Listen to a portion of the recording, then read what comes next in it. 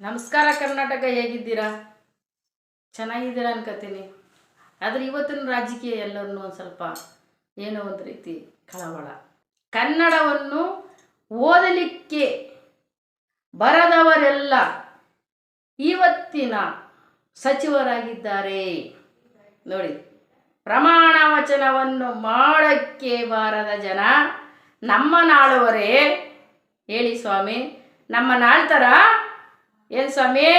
ಜಮೀರವ್ರೆ ಸಚಿವ ಸ್ಥಾನ, ಸಂತೋಷ್ ಲಾಡ್ ಸಚಿವ ಸ್ಥಾನ, ವಿಜಯಾನಂದ ಕಾಶಪ್ಪ ಏನಪ್ಪ ಉತ್ತರ ಕರ್ನಾಟಕ ಭಾಷೆಯಲ್ಲಿ ಫೋನಲ್ಲಿ ಉದ್ದುದ್ದ ಅಡ್ಡಡ್ಡ ಮಾತಾಡ್ತೀರಿ, ಇಲ್ಲಿ ಪ್ರಮಾಣ ವಚನವನ್ನೇ ಓದ್ಲಿಕ್ಕೆ ಬರಲಿಲ್ಲ. ಹಾಗೆ ಜೈಲಿಗೆ ಹೋದವರೆಲ್ಲ ಇವತ್ತು ಮಂತ್ರಿಗಳು, ಇವತ್ತು ಸಚಿವರು, MLAಗಳು. ಇದು ನಮ್ಮ ಕರ್ನಾಟಕದ ಪರಿಸ್ಥಿತಿ. ಓಕೆ ಇರಲಿ, ನಮ್ಮ ಜನಗಳು ಓಟ್ ಹಾಕಿ ಗೆಲ್ಸಿರೋದೇ ಇಂಥವ್ರನ್ನ, ಏನು ಮಾಡೋಕ್ಕಾಗೋದಿಲ್ಲ. ಆದರೆ ನಾನು ಹೇಳಬಲ್ಲೆ, ಈ ದಿನ ನಾನು ನೋಡಿದ್ದೀನಿ ಇಲ್ಲಿ ತನಕ ಎಂಥ ಸಭೆ ಸಂದರ್ಭದಲ್ಲಿ, ಮೀಟಿಂಗ್ಗಳಲ್ಲಿ ಮತ್ತು ಹೈಕಮಾಂಡ್ಗಳಲ್ಲಿ ಗಂಡು ಮಕ್ಕಳಾಗಿರ್ತಕ್ಕಂಥವ್ರು ಏನಾದ್ರು ಒಂದು ಸ್ಥಾನಮಾನ ಸಿಕ್ಕಿಲ್ಲ ಅಂದ ತಕ್ಷಣ ನಾನು ರಾಜೀನಾಮೆ ಕೊಡ್ತೀನಿ, ನನಗೆ ಸಚಿವ ಸ್ಥಾನನೂ ಬೇಡ, MLA ಸ್ಥಾನನೂ ಬೇಡ ಅಂತ ಹೇಳೋರನ್ನ ನಾನು ನೋಡಿದ್ದೇನೆ. ಆದರೆ ಎಲ್ಲೂ ಕೂಡ ನಮ್ಮ ಹೆಣ್ಣು ಮಕ್ಕಳು ಯಾವುದೇ ಕಾರಣಕ್ಕೂ ರಾಜೀನಾಮೆ ಕೊಡದೆ ಏನೇ ನೀವು ಕೆಲಸ ಕೊಟ್ಟರು ಭಾಳ ಶ್ರದ್ಧೆಯಿಂದ, ಭಾಳ ತಾಳ್ಮೆಯಿಂದ, ನಾನು ಇಲ್ಲಿರಬೇಕು, ಇಲ್ಲೇನೋ ಒಂದು ಸಾಧನೆ ಮಾಡಬೇಕು, ನಾನು ಒಂದು ಲೀಡ್ರ್ ಆಗಬೇಕು, ಏನೋ ಜನಕ್ಕೊಂದು ನಾನು ಒಂದು ಲೀಡ್ರಾಗಿ 4 ಜನಕ್ಕೆ ನ್ಯಾಯ ಹೇಳಬೇಕು ಅನ್ನೋ ಹೆಣ್ಮಕ್ಳು ಇವತ್ತು ನಾನು ನೋಡಿರೋ ಮಟ್ಟಿಗೆ ನನ್ನ ಒಂದು ವಯಸ್ಸಿಗೆ ತಕ್ಕನಾಗಿ ಹೇಳಬೇಕು ಅಂತಂದ್ರೆ ಯಾವತ್ತೂ ಕೂಡ ರಾಜೀನಾಮೆ ಹೇಳ್ದವರಲ್ಲ ನಮ್ಮನ ಹೆಣ್ಮಕ್ಳು, ನಮ್ಮ ರಾಜ್ಯದ ಹೆಣ್ಮಕ್ಳು. ಆದರೆ ಇವತ್ತು ಗಾಯತ್ರಿ ಶಾಂತೇಗೌಡರು ಅಪ್ಪ ಹೆಣ್ಮಗಳು ಎಷ್ಟು ಕಣ್ಣೀರು ಹಾಕಿದ್ರಿ, ನಾನು ನೋಡ್ತಾನೆ ಇದ್ದೆ. ಹೈಕಮಾಂಡ್ ಒಪ್ಪಿದೆ, ಮನೆ ಡಿ ಕೆ ಶಿವಕುಮಾರ್ ಒಪ್ಕೊಂಡಿದ್ದಾರೆ, ICCಲಿ ಪಟ್ಟಿಯಲ್ಲಿದೆ, ಸಚಿವ ಸ್ಥಾನ ಪಟ್ಟಿಯಲ್ಲಿದೆ. ಹೇಳಬೇಕು ಅಂತಂದ್ರೆ ಹೈಕಮಾಂಡೇ ಒಪ್ಕೊಂಡು ಒಂದು ಹೆಣ್ಮಗಳಿಗೆ, ಗಾಯತ್ರಿ ಅವ್ರಿಗೆ ಸಚಿವ ಸ್ಥಾನ ಗ್ಯಾರಂಟಿಯಿಂದ ಹೆಣ್ಮಗಳು ಖುಷಿಯಿಂದ ಬರ್ತಾ ಇರ್ಬೇಕಾರ ಆ ಹೆಣ್ಮಗಳು ಕಣ್ಣೀರು ಬಂತಲ್ರಿ. ಯಾಕೆಂದರೆ ಸಚಿವ ಸ್ಥಾನವನ್ನು ಆ ಸಂಪುಟದಿಂದ ಪಟ್ಟಿಯಿಂದ ನೋಡಿ ತೆಗೆದಿರ್ತಾರೆ.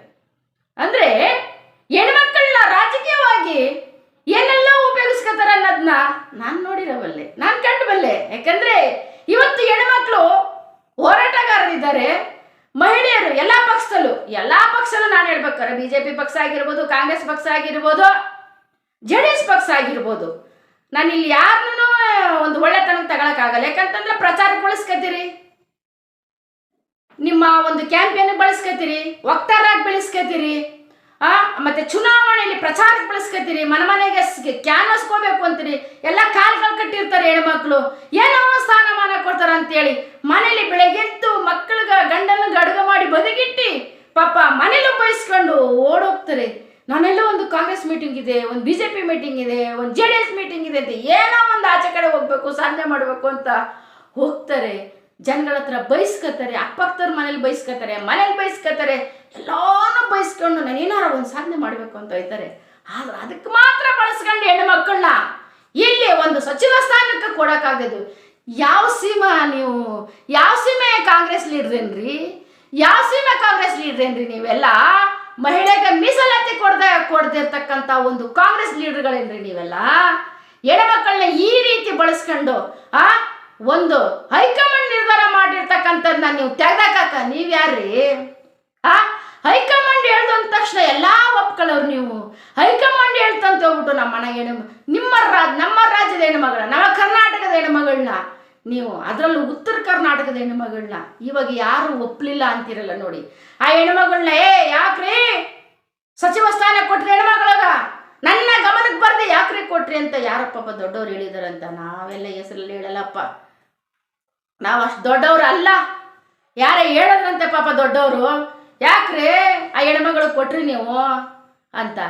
ನಾನು ಹೇಳ್ತೀನಿ ಸ್ವಾಮಿ, ನೀವು ಹೇಳಿದ್ರಲ್ಲ ಆ ಹೆಣ್ಮಗಳು ಊರು ಉತ್ತರ ಕರ್ನಾಟಕ, ಆ ಉತ್ತರ ಕರ್ನಾಟಕಕ್ಕೆ ಹೋದ್ರೆ ನಿಮ್ಮ ನಮ್ಮನ್ನ ಪ್ರೀತಿ ಮಾಡೋಷ್ಟು ಯಾರನ್ನೂ ಪ್ರೀತಿ ಮಾಡಲ್ಲ ಸ್ವಾಮಿ. ನೀವು ಅಂದ್ರ ಪ್ರಾಣ ಉತ್ತರ ಕರ್ನಾಟಕ.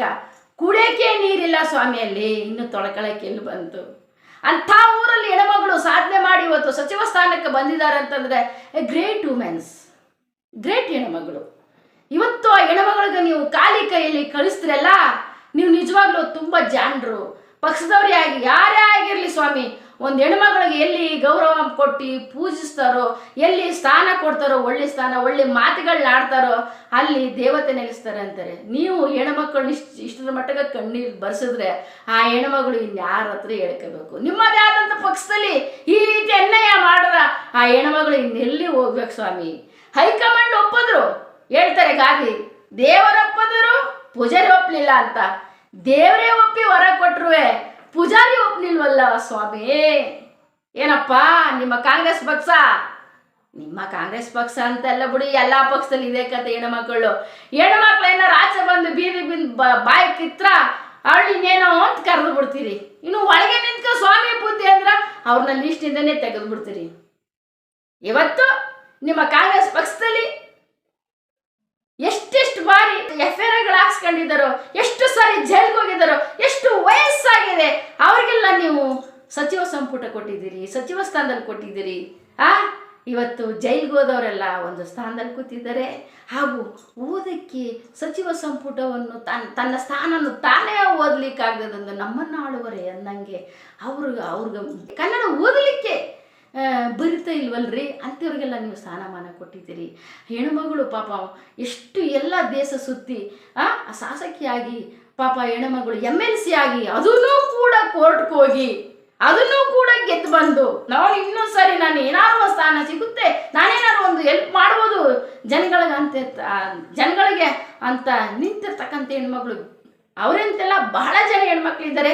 ಇದೇ ಥರ ಹೆಣ್ಮಕ್ಳು ಗಣ್ಯ ಆಯ್ತಾ ಇದೆ. ಆದರೆ ನಾನು ಹೇಳ್ತೀನಿ, ಯಾವ ಪಕ್ಷದಲ್ಲಿ ಉನ್ನತ ಮಟ್ಟದಲ್ಲಿ ಪಕ್ಷ ಗೆದ್ದು ಮುಖ್ಯಮಂತ್ರಿಗಳಾಯ್ತಾರಲ್ಲ ಸರ್, ನಿಮ್ಮ ಒಂದು ಟೀಮಲ್ಲಿ ಹೆಣ್ಮಕ್ಳು ಬರ್ತಾರಲ್ಲ ಪಾಪ, ನಿಮ್ಮ ಒಂದು ಜೈಕಾರ ಹಾಕೊಂಡು ಸಿದ್ದರಾಮಯ್ಯ ಬಂದ್ರ ಜೈ, DK ಶಿವಕುಮಾರ ಬಂದ್ರ ಜೈ ಅಂತ ನಿಂತವ್ರಲ್ಲ ಪಾಪ, ಆ ಹೆಣ್ಮಕ್ಳಿಗೆ ನೀವೆಲ್ಲ ಗೆದ್ದು ಮಂತ್ರಿಗಳಾಗಿ ಮುಖ್ಯಮಂತ್ರಿಯಾಗಿ ಹೂಗುಚ್ಚ ಹಾಕ್ಸ್ಕೊಂಡು ಪಟಾಕಿ ಹೊಡ್ಕೊಂಡು ನಿಮ್ಮ ಹೆಂಡತಿ ಮಕ್ಕಳನ್ನೆಲ್ಲ ಡೆಲ್ಲಿಗೆ ಫಾರಿನ್ಗೆ ಸುತ್ತಿಸ್ತಿರಲ್ಲ, ಅದೇ ಹೆಣ್ಮಕ್ಳು ಬಂದಲ್ಲಿ ಕುಂತಿರ್ತಾರಲ್ಲ, ನಮ್ಮ ಬಾಸ್ ಗೆದ್ರು ಕಣಪ್ಪ, ನಮ್ಮ ಸಾಹೇಬ್ರು ಗೆದ್ರು ಕಣಪ್ಪ ಅಂತಾರ.